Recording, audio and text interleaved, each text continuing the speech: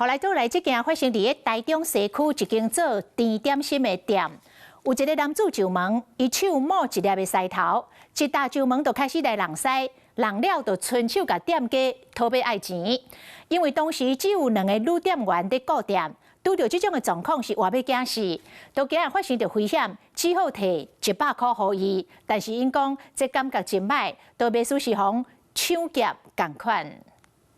一位穿藍衫的查甫人，正手提獅頭行入甜點心的店，講一句祝生意大賺錢，說咧就開始佇咧弄獅。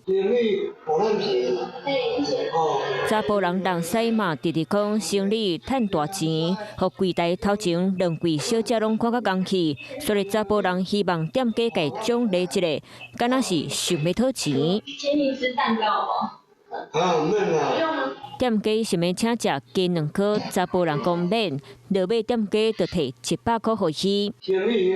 代志就發生佇咧昨中晝12點外，台中西區這一間甜點心的店，店家拄到有人弄獅想要討錢，有留仔會驚到，害怕他會留在那邊鬧，然後或者是會不會突然就發瘋拿100塊給他，然後就想說花錢消災，就有一種被搶劫的感覺。店家唔知影變怎甲拒絕，嘛煩惱安全受到影響，就開錢消災。加在查甫人錢少咧，人就離開。同款的代志，附近的店家嘛捌拄過。站在門口啊，問我要不要朗塞，我就跟他講不用了，他就走了。常常會有看到一些這樣子的人，所以我們安全起見還是會先關門站一下，然後看我們要開，他就會走了。拄到有人討錢，互店家是真困擾。警察雖然無接到相關報案，不過嘛提醒民眾拄到相同的代志，會當報警處理。